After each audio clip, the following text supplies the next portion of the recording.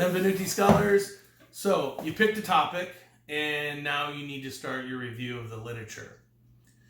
Before we even get into how to do this, let's take a philosophical look, if you will. Your objective is to be an expert scholar in this area before starting to do your research. So think of the idea that you want to be an expert scholar first.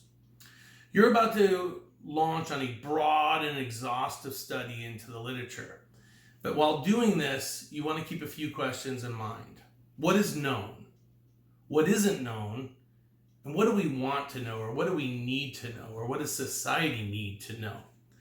Keeping those questions in mind as you review the literature will make it much easier to achieve the objective of the review of literature, which is show where within that scope of your topic your investigation or your research actually needs to happen. So when we look at this, you're going to start and picture yourself being handed a puzzle. And that puzzle could be all black pieces or white pieces or blue pieces or green pieces.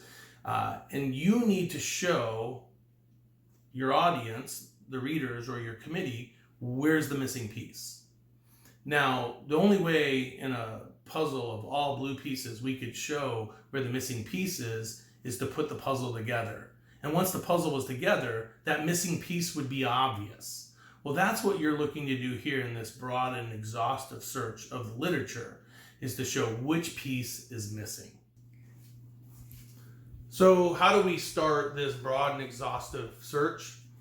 There's many ways to go. Ultimately, this search is going to result in you compiling peer-reviewed journal articles to help you show what is known, what is not known, and what needs to be studied. But there are many ways to start to get you on that path. I'd invite you to take on the temperament of a private investigator looking for clues on where to find the right literature. So do we use books and blogs and Wikipedia and dissertations in our literature review? Not really. But can we use them to get where we need to be? And the answer is yes. For example, in this book, which I used when I was writing my dissertation, if you look at the reference section, you'll notice that the references are highlighted more than the book is highlighted.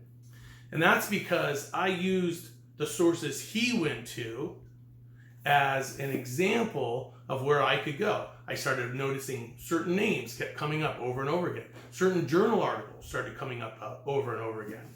And I used those as clues on where to go to find other peer-reviewed articles. I also looked at blogs. Now, I don't believe I ever cited a blog, but those blogs told me what was going on in literature, who were the thinkers, and where else I could go. We're often told never, ever go to Wikipedia.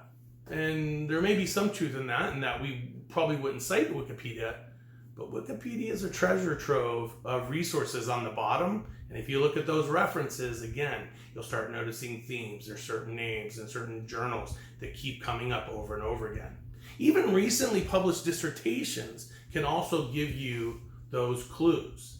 Again, these are not the sources that you will ultimately cite. They're just helping you to get from where you are as that private investigator to find out where am I going to find these articles that are going to help me build my case for what needs to be studied. There's also other things that you should do. I highly recommend meeting with your school librarian and asking them about subscriptions. There are many databases out there that with some fine-tuning of keywords, you can subscribe and actually have that literature come to you on a daily or weekly or even monthly basis. Now, if you consider the way people used to do the research for their doctorates, you realize this is a modern day miracle. There are many people that went weekend to weekend to weekend that lived in the library. They would do an interloan library this week, get that book next week, read it. Now that's all gone. With subscriptions, you can have articles come to you at the frequency that you want. The next clue I would give you is when you start finding articles that you like, maybe they're not super current. Maybe they haven't been done in the last 5 years. Put them into Google Scholar and then click the Cited By button. And you'll find anywhere between 3,000 to 3,000 articles that have cited that article And by default, they're going to be more recent than the article that you found. And again, this is a way as a private investigator to get to the key research to help you to draw the conclusions that you need to be able to argue for your research study when you get to your chapter 2. The next thing that you want to do with this, though, is just not read it all and compile it, but you want to know how to read it. Now, I think most people know that you're going to start with the abstract.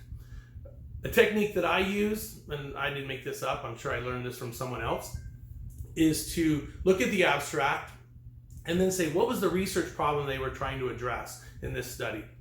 What were the hypotheses or research questions? What was the method and design? What were their findings? What were the limitations? What were their conclusions? What were the recommendations? That, by going through those points, usually allows me to get through an article in 25 minutes, get that information that I needed to know whether or not this is part of my argument for my study. Now, once you've done that, though, you're not done, because how are you going to remember all of this? Well, you're going to use an annotated bibliography tool. There's many out there. There's Mendeley, EndNote. I mean, there's many out there. RefWorks. And I don't recommend one unless one of them are going to sponsor me. Now, if they were to sponsor me, I'd be willing to recommend them, and they would be the best one. But no one's sponsored me yet. So you have to go out and do your research and find the one that works best for you. But what this will allow you to do is put the source in, annotate it with some notes. Even if you see a quote that's important, put the quote in there and the page number so it's easy to use in the future. And this will allow you to manage what's going to turn out to be a significant number of articles as you build your literature review to argue for your case. Okay, so now that you understand how to look at the literature and bring it all together, I think it's important to know specifically, what are my targets? What am I hoping to have when I'm done with this?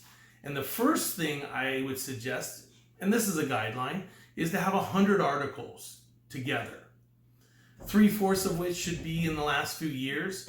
If your topic is technology oriented, maybe even a smaller time frame than that. You may have a couple books in there that are seminal works. Maybe one dissertation or two, but not many, because remember, people who are writing their dissertations are just like you. They're emerging scholars, and it's usually preliminary work in their career as well. When you're all said and done, and you have shown that you're an expert in this space, what you're hoping to be able to do is show very clearly what's missing from the literature and what needs to be investigated in the literature. And that's when you'll know that you've done an effective and exhaustive review of the literature. I hope this was helpful. In our upcoming video after this, we'll talk about what you're going to do with that literature as you embark on writing Chapter 2, the literature review.